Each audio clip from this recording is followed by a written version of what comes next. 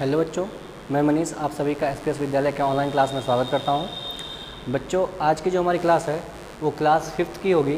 English first पढ़ेंगे।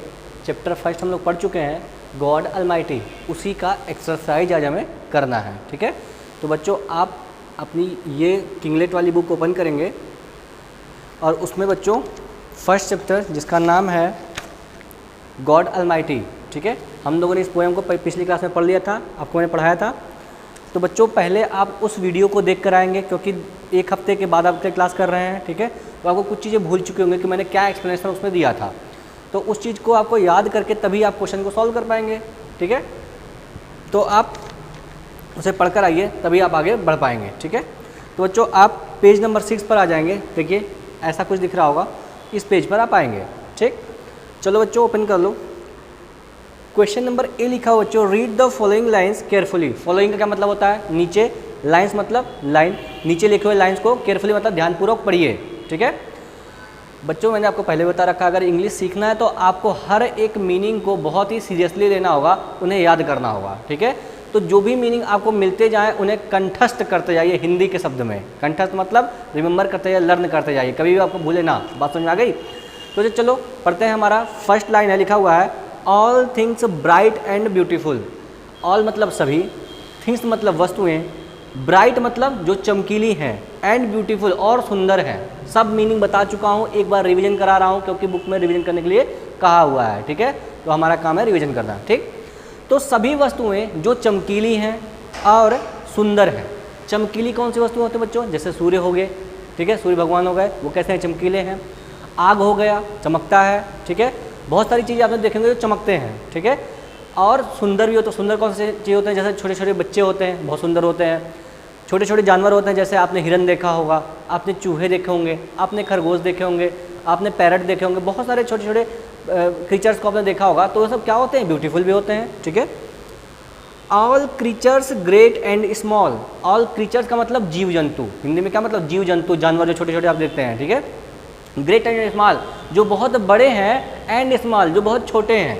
सभी जीव जंतु जो बहुत बड़े हैं और जो छोटे हैं। बड़े हुए कौन से हो गए? जैसे एलिफेंट। एलिफेंट कैसा होता है बच्चों? बड़ा होता है। ठीक है, जिराफ आपने देखा होगा, कैसा होता है? बड़ा होता है। ठीक है, इसी तरह बहुत सारे जानवर आपने देखे होंगे, हिप्पो देखा होगा आपने, वो कैसा होता है? ग्रेट, बड़ा होता है। ठीक है, स्मॉल, स्मॉल जैसे चींटी देखिए, आंट, आंट आपने देखा होगा, चींटी को देखा होगा, वो कैसी होती है? छोटी होती है। फिर आपने रैबिट देखा होगा, खरगोश देखा होगा, वो कैसा होता है? छोटा होता है। ठीक है, आपने माउस देखा होगा, माइस देखा होगा, वो कैसा होता है? छोटा होता है। तो बच्चों ये सब छोटे छोटे छोटे क्रीचर्स हैं। ठीक है, तो सभी जीव जंतु जो बड़े हैं और जो छोटे हैं। All thing wise and wonderful. All things मतलब सभी वस्तुएं, वाइज, वाइज मतलब क्या था? बुद्धिमान, जो बुद्धिमान है, एंड वंडरफुल और सुंदर है। वंडरफुल मतलब आश्चर्यजनक कह सकते हैं। ठीक है, और जो बुद्धिमान है और जो आश्चर्यजनक हैं। ठीक है, the great God made them all. इस भगवान ने उन्हें सब लोगों को बनाया है। ठीक है, जिन जिन जिन जिन चीज़ों के बारे में हमने पढ़ा उनका निर्माण कैसे होगा? उनको बनाया किसने है? उनको भगवान ने बनाया है। बात समझ में आ गई? ऐसा हम लोग मानते हैं, ऐसा पोएट मान रहा है। बात समझ में आ गई? तो बच्चों गॉड कैसा है? गॉड जब इतने सारी चीज़ों का निर्माण कर सकता है, इतने सारी चीज़ों को बना सकता है, तो वो कैसा होगा? ग्रेट होगा, हमें ये मानना पड़ेगा बात। ठीक है, तो चलो बच्चों आगे बढ़ते हैं हम लोग। हमारा अगला क्वेश्चन लिखा हुआ बच्चों, आपको दिख रहा होगा ब्लू कलर में लिखा हुआ question, from the above lines. Above का मतलब क्या होता है? ऊपर। एबव मतलब ऊपर, लाइन्स मतलब लाइन, ऊपर की लाइन से राइट द एंटोनिम। पहले तो आप जानेंगे एंटोनिम का क्या मतलब होता है। Antonym, ANTONYM। एंटोनिम का मतलब होता है बच्चों अपोजिट। क्या होता है? अपोजिट। अपोजिट मतलब विलोम शब्द, उल्टा। ठीक है, और सिनोनिम का क्या मतलब होता है?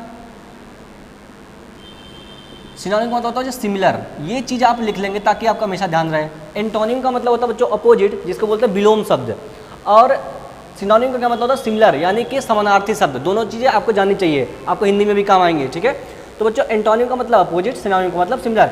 एंटोनिम का मतलब अपोजिट, जैसे मतलब कि अगर मैं कह दूँ आदमी मतलब मैन, मैन का अपोजिट क्या होगा? तो आप कहेंगे वुमन, औरत, तो वो क्या हो जाएगा? एंटोनिम हो जाएगा, उल्टा हो जाएगा उसका। तो ऐसे ही सिमिलर, सिनोनिम का मतलब हो जाएगा जो सिमिलर हो, जो उसी के जैसा अक्षर देता हो। ठीक है, आ जाओ देखते हैं। हमको पहले वाले क्वेश्चन में लिखना है डल का एंटोनिम। लिख लेंगे वर्ड, वर्ड आप हेडिंग लगाएंगे वर्ड और उसका एंटोनिम इधर लिखेंगे, एंटोनिम, ठीक है, उसका एंटोनिम इधर लिखेंगे, ठीक है। तो बच्चों बताओ डल का डल मतलब क्या होता है? डल मतलब क्या होता है? डल मतलब होता है बच्चों धुंधला। डल मतलब कैसा होता है? धुंधला। धुंधला का मतलब जानते हो कैसे? जैसे मान लो एक ब्लर नाम से हो ना, ब्लर, ब्लर को आप डल कह सकते हो। बात समझ में आ गई? पैरेलल मीनिंग ले रहा है, ठीक है। तो ऊपर के लाइंस में हमको डल मतलब क्या होता है? धुंधला। और धुंधला का उल्टा क्या हो सकता है? चमकीला। क्या होगा? चमकीला, यानी कि ब्राइट, BRIGHT। ब्राइट मतलब क्या होगा? चमकीला। उसका उल्टा क्या होगा? डल। डल का उल्टा ब्राइट। बात समझ आ गई? चलो आगे बढ़ते हैं। अगली लिखा हुआ, अगली, UGLY, अगली। अगली मतलब क्या होता है बच्चों? चलो मैं मीनिंग भी लिख देता हूँ। डल का मतलब होता है बच्चों डल का मतलब होता है बच्चों, मान के चलो धुंधला, मान के चलो, ठीक है, धुंधला, या फिर बोल सकते हो नीरस भी होता है इसका मतलब, ठीक है, लेकिन धुंधला मान के चलो, काम चला दो अपना, ठीक है। अगली का क्या मतलब होता है बच्चों? अगली का मतलब होता है बदसूरत। क्या होता है? बदसूरत। बदसूरत का मतलब होता है जो गंदा दिखता हो, ठीक है। और अगली का उल्टा क्या हो जाएगा बच्चों? ब्यूटीफुल। ऊपर के लाइन में है ब्यूटीफुल, इसका उल्टा होगा बच्चों ब्यूटीफुल, BEAUTIFUL, ब्यूटीफुल हो जाएगा, ओके। नेक्स्ट है बच्चों फूल। फूल का मतलब क्या होता है? फूल का मतलब होता है मूर्ख। फूल का हिंदी होता है बच्चों मूर्ख। अब मूर्ख का विलोम क्या होगा? आप बताओ, मूर्ख का अपोजिट क्या होगा? एंटोनिम क्या होगा? आप कहेंगे सर मूर्ख का उल्टा बुद्धिमान होगा, जो कि हमारा लाइन में दे रखा है वाइज। क्या दे रखा है? वाइज। वाइज मतलब क्या हो गया? बुद्धिमान हो गया, ठीक है बच्चों। तो आपको ये बात समझ में आ गई होगी, आप इसे नोट कर लीजिए, तब हम आगे बढ़ें।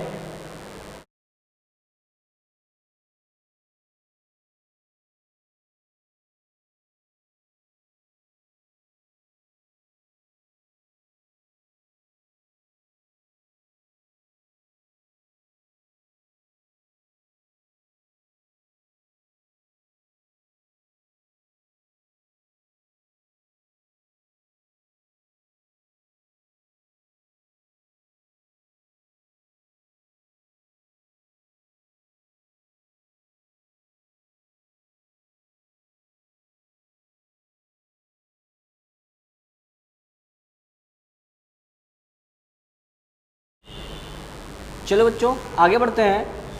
हमारा अगला क्वेश्चन लिखा हुआ है, उसके नीचे देखेंगे आप, उसके below, from the above lines right the synonym of. मैंने सिनोनिम का मतलब क्या बताया? सिनोनिम का मतलब सिमिलर, जो उसी के जैसा हो, सिमिलर मीनिंग देता हो। तो आप कहेंगे ठीक है सर, लिखा हुआ है, मैं यहाँ पे लिखा हूँ वर्ड, जो जो वर्ड लिखे गए हैं, और यहाँ पे सिमिलर वर्ड या फिर सिनोनिम लिख लो, सिनोनिम। बच्चों आपको ये कॉपी पे नोट करना है, मैं कॉपी आपकी चेक करूँगा जब मैं आपसे मिलूँगा, ठीक है। आ जाओ, लिखा हुआ है एनिमल, ANIMAL।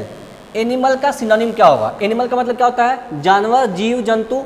तो इसका ऊपर वाले में किसका मतलब होता है? जीव जंतु। तो आप कहेंगे sir creatures, CREATURES, creatures. Creatures का मतलब क्या होता है? जीव जंतु, ठीक है। आप ऐसा हटा देंगे यहाँ से, एनिमल लिखा हुआ है, एनिमल का उल्टा है क्रीचर, ओके।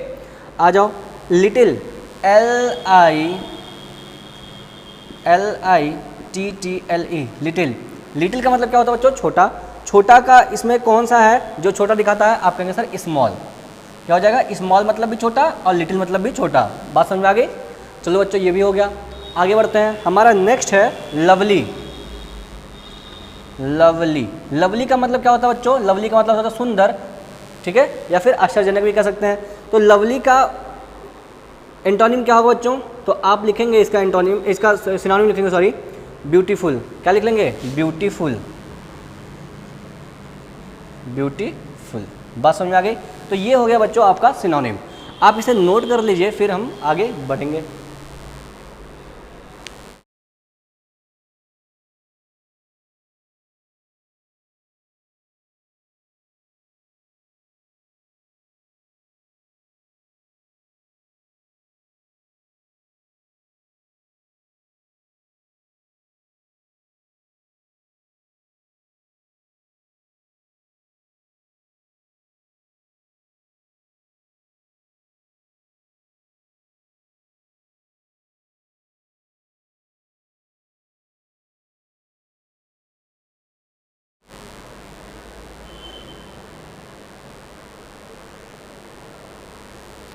चलो बच्चों, लिखा हुआ है explain the above lines in your words.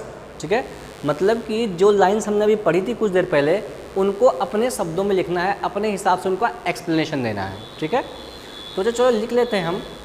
जो मैं लिखा रहा हूँ आप उसे लिखते जाएंगे। फिलहाल ये लिखना तो आपको था, लेकिन मैं लिखवा रहा हूँ इसे। ठीक है, लिखो।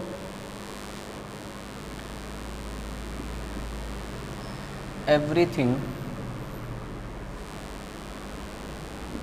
वी, यहाँ पे कॉमा रहेगा बच्चे, everything comma we see in nature, in nature comma is made by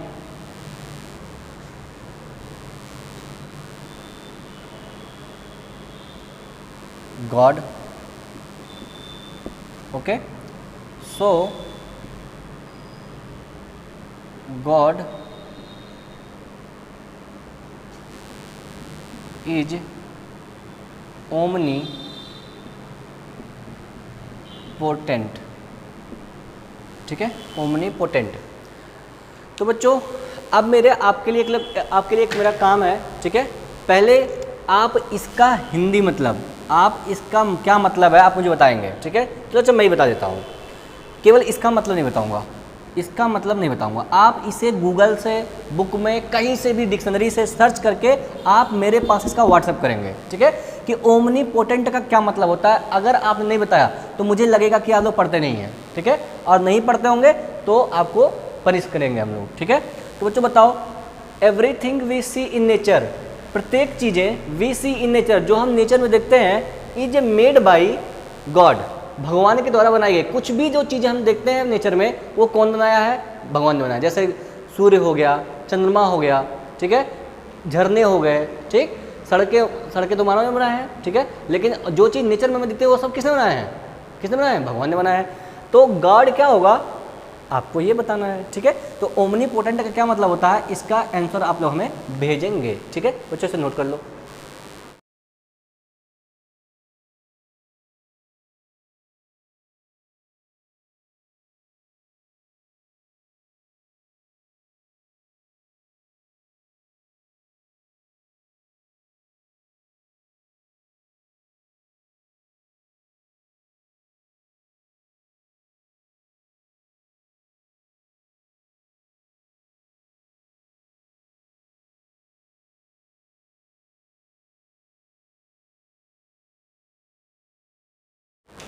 तो चलो बच्चों, आपके लिए एक मेरा होमवर्क है मेरी तरफ से। आप इसे कॉपी पे लिखेंगे भी और मुझे सेंड भी करेंगे। लिखें, क्वेश्चन है मेरा, क्वेश्चन फर्स्ट है मेरा, राइट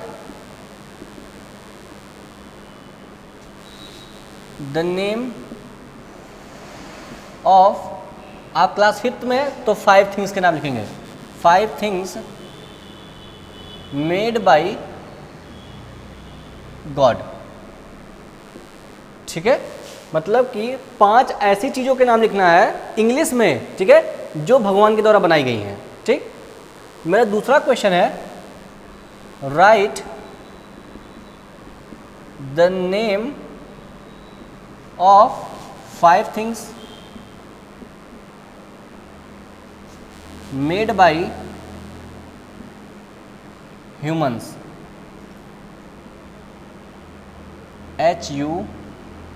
HUMANS, ह्यूमंस।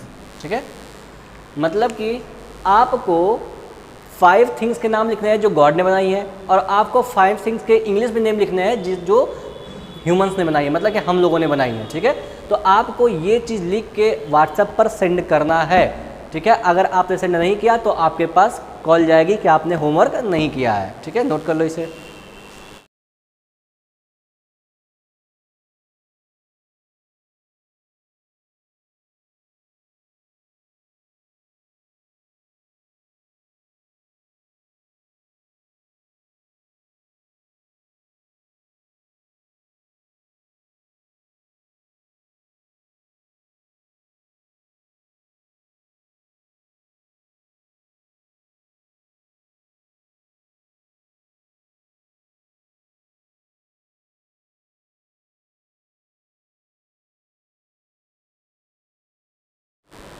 चलो बच्चों आगे बढ़ते हैं। हमारा नेक्स्ट क्वेश्चन है क्वेश्चन नंबर बी। मैं यहाँ पे लिख देता हूँ ताकि आपको पता रहे कि हम लोग पढ़ क्या रहे हैं। ठीक है, क्वेश्चन नंबर बी पे हम लोग आ चुके हैं। ओके, लिखा हुआ क्वेश्चन में टिक टिक करना है, ऐसे टिक करना है, tick those are related to the poem. जो जो पोएम में आए हुए वर्ड्स हैं उनके सामने क्या करना है, आपको टिक लगाना है। ठीक है, तो चलो देखते हैं कौन कौन से वर्ड्स हैं जो आपके पोएम में आए हुए हैं, उनके सामने आप टिक करेंगे। आ जाओ। क्रीचर्स, बताओ बच्चों, क्रीचर्स आया हुआ कि नहीं आया हुआ है पोएम में? तो आपने पढ़ा था all creatures great and small, तो आया हुआ है। इसका मतलब क्रीचर्स के सामने आप क्या करेंगे, टिक कर लेंगे। ठीक है, आप क्रीचर्स के सामने टिक लगाएंगे। ठीक है, अब मैं इसको नहीं करा रहा हूँ बोर्ड पर, क्योंकि आपके बुक में केवल टिक करना है, तो आप बुक में भी टिक कर सकते हैं और अपनी कॉपी पर भी इस चीज़ को राइट करेंगे, लिखेंगे। ठीक है, चलो आ जाओ। अर्थ, अर्थ आया, अर्थ मतलब पृथ्वी। पृथ्वी आया हुआ है क्या बच्चों? इसमें नहीं आया हुआ है। आपने पढ़ा होगा कहीं भी अर्थ का एक्सप्लेनेशन हमको नहीं मिला है। ठीक है, तो ये नहीं आया बच्चों। एयर, कहीं एयर आया हुआ है? नो, तो हम टिक नहीं करेंगे। लिप्स, लिप्स आए हुए हैं बच्चों? हाँ, लिप्स आए होते हैं। हमने पढ़ा था कि गॉड ने हमें लिप्स दी हैं ताकि इन सब चीज़ों का एक्सप्लेन कर सके, वर्णन कर सके। तो बच्चों लिप्स हमारा आया हुआ है। ठीक है, तो लिप्स के सामने क्या कर लेंगे, टिक हम कर लेंगे। ठीक है, टिक करो, टिक करो, मैं देख रहा हूँ आपको, टिक करो, टिक कर लिया। ओके। सिटी, सिटी क्या होता है बच्चों? सिटी का मतलब होता है शहर। आया हुआ कहीं पे? नहीं।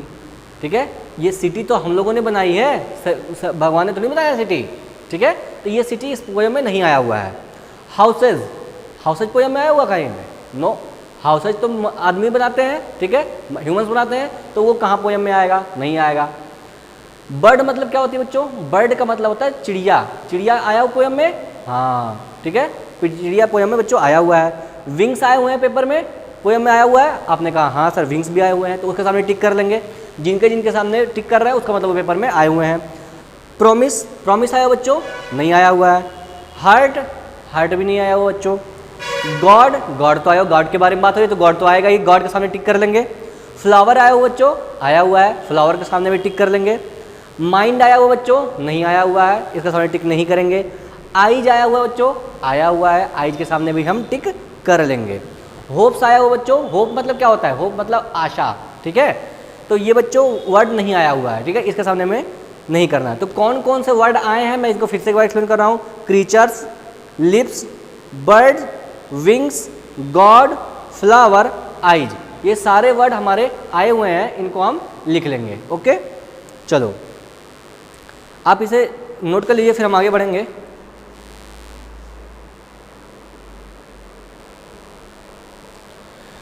चलो बच्चों आगे बढ़ते हैं। हमारा क्वेश्चन नंबर सी है, अपने बुक में आप देखेंगे तो उसमें ऐसे ऐसे दो लाइंस बना रखे हैं और कह रहा है पोयम के हिसाब से उन्हें मैच करना है, पोयम के हिसाब से उन्हें मिलाना है। ठीक है, तो बच्चों आओ उन्हें हम मैच करते हैं, देखते हैं क्या क्या चीज़ें सही हैं और उन्हें हम मैच करेंगे। आ जाओ। लिखा हुआ ऑल क्रीचर्स, ऑल क्रीचर्स, उनके बारे में क्या बताया गया था बच्चे? All creatures great and small, हम लोगों ने पढ़ा था। तो बच्चे आप ऑल क्रीचर्स को मैच करेंगे ग्रेट एंड स्मॉल से। ये काम आपको करना तो खुद था लेकिन मैं करवा दे रहा हूँ। All creatures great and small, सभी क्रीचर्स जो बड़े हैं और छोटे हैं, हमने पढ़ लिया था। लिटिल फ्लावर, लिटिल फ्लावर का मतलब हुआ, लिटिल फ्लावर का मतलब छोटी चिड़िया। ठीक है, अरे लिटिल फ्लावर का मतलब क्या होगा बच्चों? छोटे फूल। ठीक है, क्या करते हैं? ओपन करते हैं। फ्लावर कैसे करते हैं? क्या करते हैं? ओपन करते हैं, तो छोटे फ्लावर ओपन करते हैं। ठीक है, ठीक है। ऑल थिंग्स, ऑल थिंग्स क्या होते हैं बच्चों? ऑल थिंग्स आप पढ़ेंगे पोएम में तो लिखा हुआ wise and wonderful. All things wise and wonderful, सभी चीज़ें जो वाइज हैं और वंडरफुल हैं। गॉड गेव अस, गॉड ने हमें क्या दिया? आइज दिया टू सी देम, गॉड ने हमें आंखें दी हैं उन्हें देखने के लिए। ठीक है, फिर अगला है जो बचा हुआ इसमें और उसमें बचे वाले से मिला दो, बस हो गया हमारा काम। God made all things well, भगवान ने सभी चीज़ों को सही तरीके से बनाया है। ठीक है, तो बच्चों आप इसे भी नोट कर लो, ये भी आपका हो चुका है।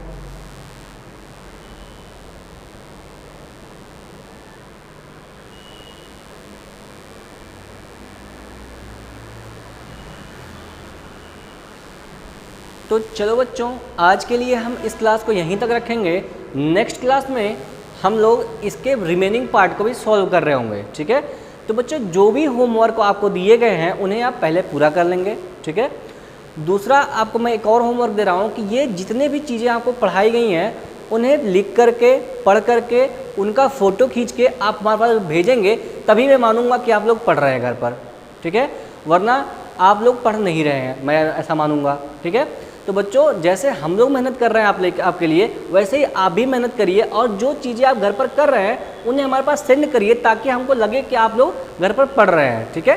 तो बच्चों चलिए मिलते हैं नेक्स्ट क्लास में, और नेक्स्ट क्लास में हम लोग सिलेबस को आगे बढ़ाएंगे। चलिए आप अपना ख्याल रखिए, अपने घर में रहिए, बाहर बिल्कुल मत निकलिए। चलिए मिलते हैं नेक्स्ट क्लास में।